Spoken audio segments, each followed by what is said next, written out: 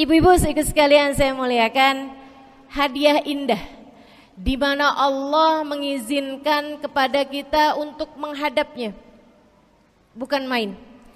Siapa kita ini sampai diizinkan Allah untuk bolak-balik menghadap kepada Allah Subhanahu wa taala dalam salat-salat kita. Saya pernah dengar dari para guru-guru kami, guru-guru saya.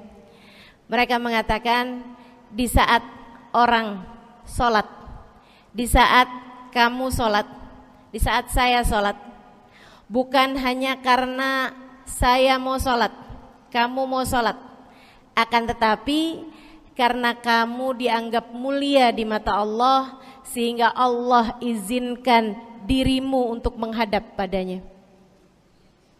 Ketika saya sholat, bukan hanya karena saya mau sholat, akan tetapi karena saya punya nilai di mata Allah, sehingga Allah izinkan kepada saya untuk menghadap padanya. Sebaliknya, ketika kamu tidak mau sholat, bukan hanya karena kamu tidak mau sholat, akan tetapi karena kamu sudah jatuh dalam pandangan Allah, terhina dalam pandangan Allah, sehingga Allah tidak lagi mengizinkan kepadamu untuk menghadap kepadanya. Ketika seseorang tidak sholat, bukan hanya karena dia tidak mau sholat, akan tetapi karena ia sudah tidak lagi bernilai di mata Allah, sehingga Allah tidak izinkan dia untuk menghadap padanya. Teman-teman, saudariku sekalian yang saya muliakan, kalau bicara tentang sholat nih teman-teman, ada 4 tingkatan, ada 4 kelas. Untuk kamu melihat sholatmu sudah ada di kelas yang mana. Kalau saya boleh bilang kelas teratasnya nih kelas bisnis, oke lah ya. Kelas bawahnya lagi kelas atasnya kelas eksklusif ya, kelas eksekutif. Terus bawahnya lagi kelas bisnis, bawahnya lagi kelas, tapi ada 4 kelas, bawahnya lagi kelas gerbong. Nggak naik dalam kereta nih ya. Kelas yang paling bawah kita bahas nih, kelas gerbong nih. Kayaknya naik di atasnya nih ya, gerbongnya. Teman-teman sekalian, orang yang di saat mengerjakan sholat, dia kerjakan juga, tapi merasanya sebagai beban. Ya ampun, udah maghrib aja, baru juga asar. Ya ampun, males banget dah. Ini gak ada rusuh nih.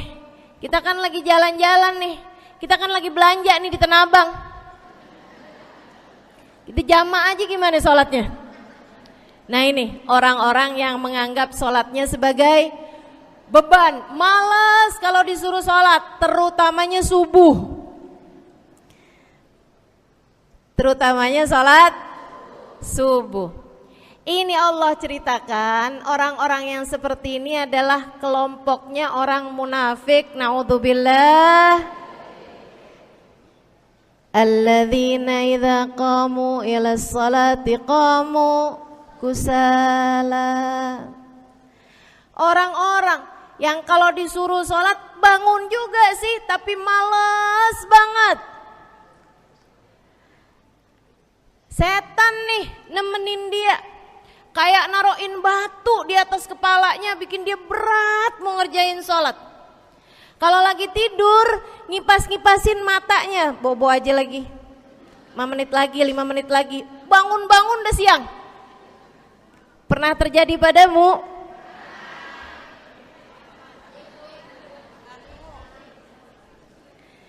Jemur kunut.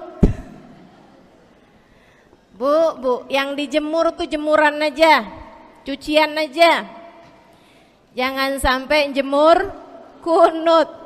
Kunutnya dijemur ya. Ketika ada seseorang yang disampaikan kepada Nabi Muhammad bahwasanya orang itu tidak bangun kecuali sesudah azan subuh, artinya enggak tahajud, artinya enggak bangun di sepertiga malam terakhir, bangunnya sesudah azan subuh.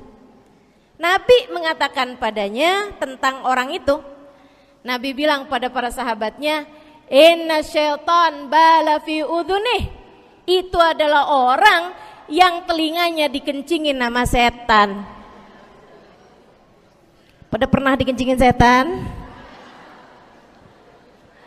Kalau bangunnya habis adzan tuh dikencingin setan. Kalau bangunnya udah terbit matahari dikencingin siapa kira-kira? Insyaallah. Teman-teman saudariku sekalian yang saya muliakan, alladzina idza qamu ila salati qamu kusala, malas bener kalau diajakin salat, sampai sebagian salatnya dikerjakan keluar dari waktunya.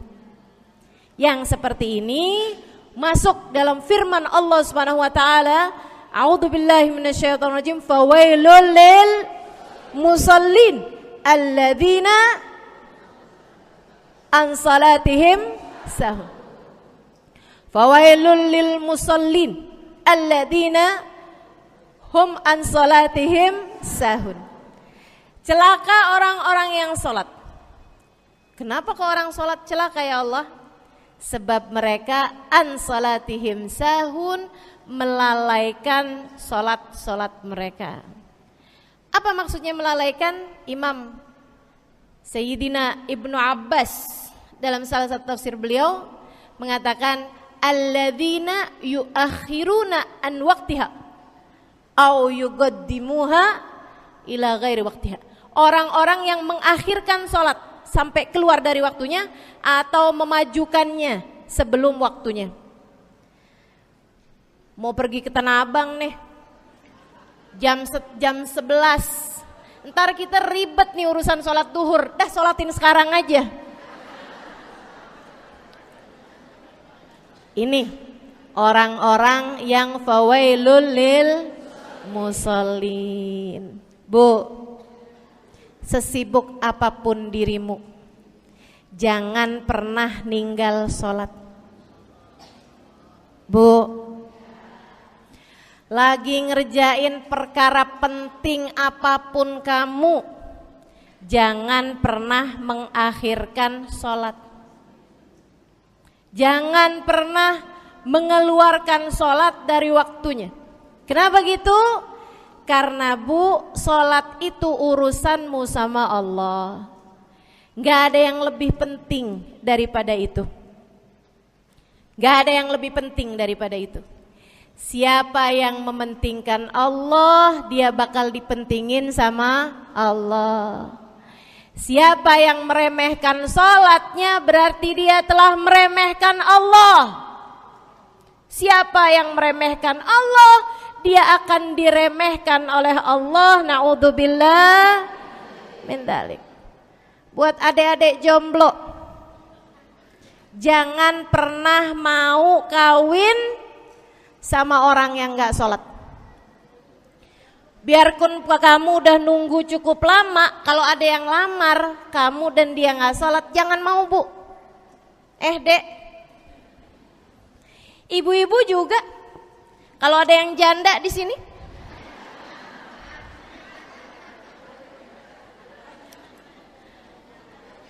terus ada yang lamar kamu, walaupun di garasinya ada kijang,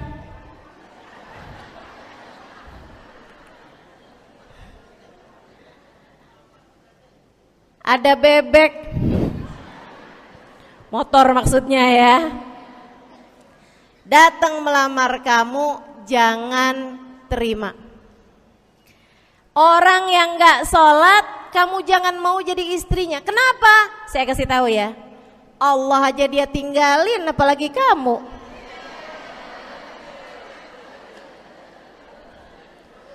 Allah aja dia tinggalin. Siapa yang tidak berguna baginya peringatan Allah, maka tidak akan berguna baginya peringatan dari siapapun. Tapi dia mencintai saya, Ustazah.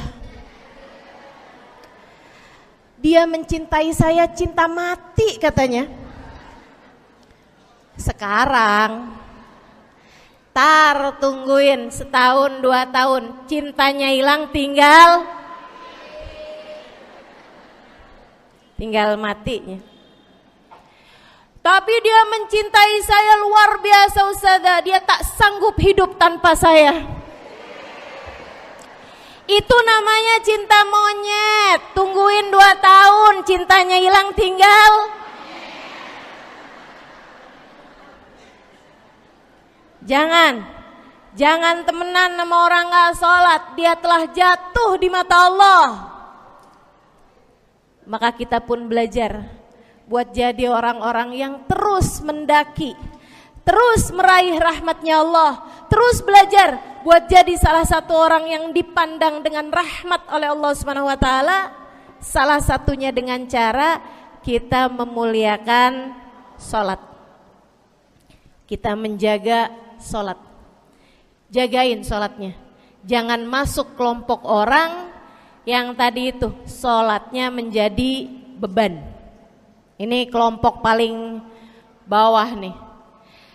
Naik ke kelas ekonomi. Tadi begitu ya? Kelas ekonomi, orang-orang yang sholatnya menjadi sebuah kewajiban. Dia kerjain, dia tahu itu wajib, dia gak akan tinggalin.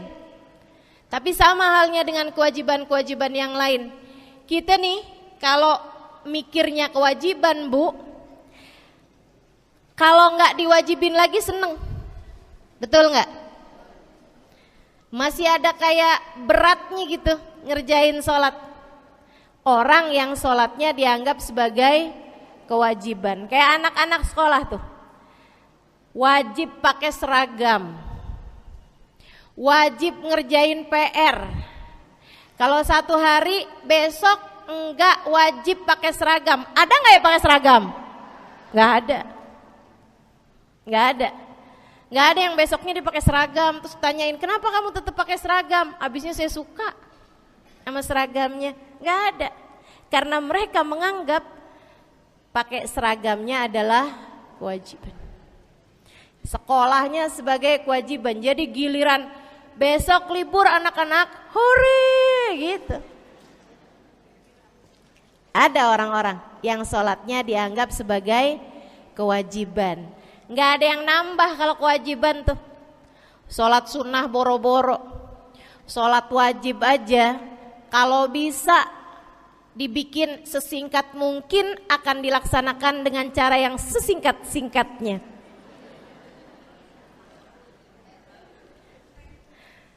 Habis ruku i'tidal sujud cepet bener ya. Malaikat raqib sama malaikat atid nih udah tahu aja kalau dia sholat. Habis ghairil maghdubi alaihim waladdallin. Malaikat atid bilang sama malaikat raqib, kulhu, catat kulhu udah pasti.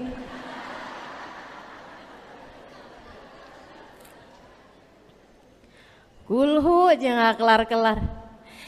Teman-teman saudariku sekalian yang saya muliakan, sholatnya dianggap sebagai sebuah kewajiban. Nggak nambah dengan sunnah, namanya wajib. Kita naik lagi insya Allah. Sholatnya kita naikkan. Dari yang kewajiban, kita naik menjadi kelas bisnis. Sholatnya sebagai sebuah kebutuhan. Mudah-mudahan nih ibu-ibu, teman-teman semuanya yang sedang menyimak kajian pada hari ini, saya doakan, karena saya berharap saya pun juga didoakan agar menjadi salah satu orang yang sudah berada dalam tingkatan ini. Sholat kita tahu adalah kebutuhan kita. Sama kayak kebutuhan makan Bu. Ibu kenyang gak kalau makan nasi doang 2 piring? Kenyang, siapa yang bilang gak kenyang? Kalau kamu makan nasi doang sepiring, kenyang apa gak kenyang? Kenyang. Akan tetapi pasti ibu-ibu mau nambah dah. Nambah apaan? Lauk. Nambah lauknya. Ada ikan asin, ada sayur asem. Langsung pada lapar nih. ada sambal, Masya Allah, ada tempe goreng. Udah Bu ya, tetangga lewat kagak nyadar. Masya Allah. Teman-teman saudara sekalian, kita nambah, bahkan udah kenyang pun kita masih cari lagi tambahan. Makanan apa nih yang bisa kita makan? Karena kita tahu makan adalah sebuah kebutuhan kita. Kita perlu sama makan. Kita butuh sama makan. Maka demikian pula dengan orang-orang yang sholatnya sudah dia tahu adalah sebagai sebuah kebutuhan. Cukup sih duhur 4 rakaat, dia nambah. Ada qobliyahnya, ada ba'diyahnya.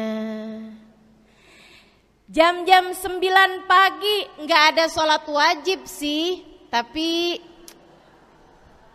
pengen ngemil, ya Bu ya, dengan cara kerjain sholat duha.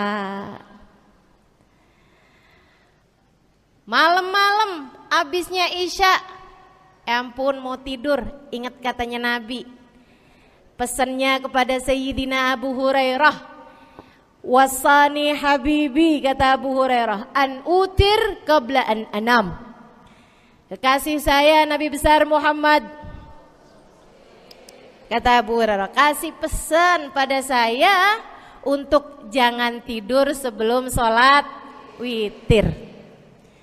Jadi habis kelar sholat isya langsung sambung sama witirnya. Dia tahu sholatnya adalah sebagai sebuah kebutuhan. Kebutuhan. Saya butuh untuk sholat karena saya butuh kepada Allah. Saya perlu sholat karena saya perlu kepada Allah. Saya perlu sholat karena saya tahu urusan saya sebesar apapun saya rasakan adalah kecil dalam pandangan Allah. Saya perlu sholat karena permasalahan dalam hidup saya yang saya rasakan sebesar gunung di atas pundak saya, di atas punggung saya, di hadapan Allah tak sampai seperti setitik debu yang mudah saja untuk dia angkatkan dari kehidupan saya.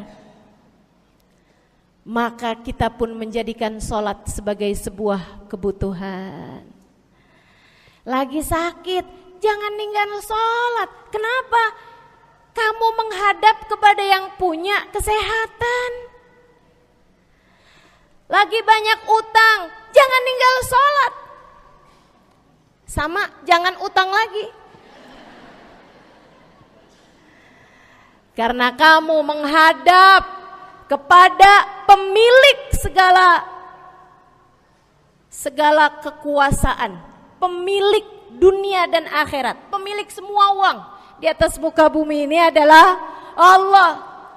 Makanya Habib Ali Habsyi, penulis kitab Maulid Simtud Durar, yang tadi ibu-ibu baca, maulidnya, beliau pernah bilang, ada dalam salah satu diwan beliau, diwan tuh syair-syair beliau itu ya. Ali idza qad marid syafahu fi'lus shalah la'alla syirrus sifa fi wad'i tilkal jibah. Kata beliau, Ali nih kalau lagi sakit, nih Habib Ali ya, beliau tuh padahal punya amal ibadah sangat banyak, tapi Habib Ali bilang, Ali idza qad marid syafahu fi'lus shalah. Ali nih kalau lagi sakit sembuhnya sama sholat. Sembuhnya sama sholat.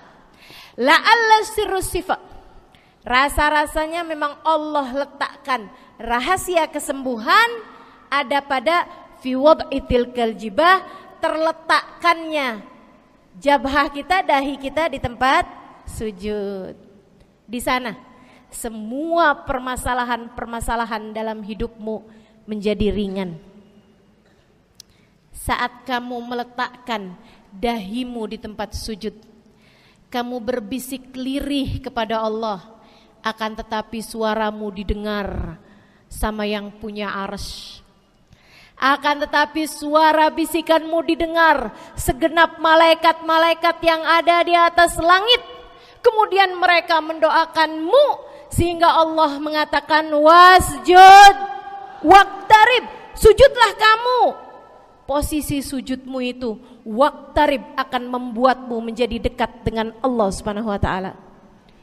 Sujudlah dan mendekatlah kepadaku, kata Allah. Agrab ma yakunul abad min rabbihi fahuwa sajid, kata Nabi Muhammad. Fa'akthiru fihi du'a faqamin an yustajabulah. Tempat terdekat seorang hamba dengan Tuhannya adalah saat dia sedang sujud. Maka perbanyaklah doa dalam sujudmu, kata Nabi Muhammad. Doamu sangat mungkin diijabah oleh Allah. Apalagi kalau doanya kamu haturkan di sepertiga malam yang terakhir. Saat-saat di mana kebanyakan manusia di sekelilingmu yang lalai berada dalam tidurnya, berada dalam alam mimpinya. Para ulama tuh sampai bilang, Bu, dari kehususannya sepertiga malam yang terakhir, orang yang ngerjain maksiat aja sepertiga malam yang terakhir tuh tidur. Ibu gak pernah tahu orang-orang pulang diskotik jam berapa?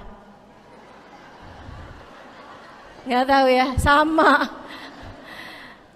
Tapi Bu, yang pasti mereka tuh sepertiga malam yang terakhir malah pada pulang, malah pada tidur gitu. Orang maksiat aja itu sama Allah dibuat tidur tuh di jam-jam yang biasanya turun rahmatnya Allah. Allah mau milih nih mana nih hamba-hambaku, pilihan-pilihanku akan aku bangunkan untuk menghadapku.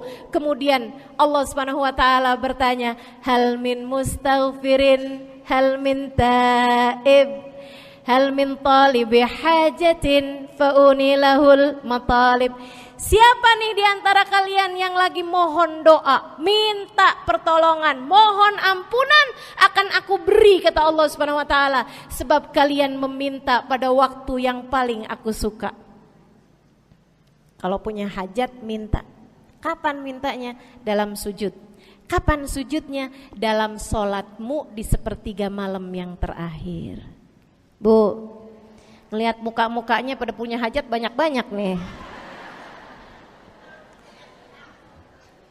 Gimana tahajudnya? Mudah-mudahan Allah jadikan kita salah satu di antara mereka yang menyibukkan diri di sepertiga malam yang terakhir, insyaallah. Sampai-sampai Bu ya, saya tinggal lama di kota Hadramut dulu. Orang-orang di Hadramut, orang awamnya, itu kalau mereka punya anak kecil umur 1 tahun, 2 tahun, 3 tahun tuh, punya anak bayi, balita gitu. Kalau mereka bangun di sepertiga malam yang terakhir, mereka akan membangunkan anak-anaknya walaupun buat main. Alasannya 2. Yang pertama, agar mereka terbiasa bangun di jam-jam segitu. Nantinya kalau besarnya mereka jadi udah kebiasaan bangun di jam segitu, gampang ngerjain tahajud. Alasan yang kedua, ibu-ibu sekalian, agar anugerah, karunia, rahmat, pemberian Allah yang Allah turunkan di sepertiga malam yang terakhir, anak-anak mereka pun berhak untuk mendapatkannya karena mereka tidak sedang dalam keadaan tidur dan dalam keadaan berjaga. Kan kebalik sama orang kita. Anak-anak kita, cucu-cucu kita kalau bangun jam segitu kita tidurin lagi, masih malam nak, masih malam. Mama masih ngantuk nak. Masya Allah.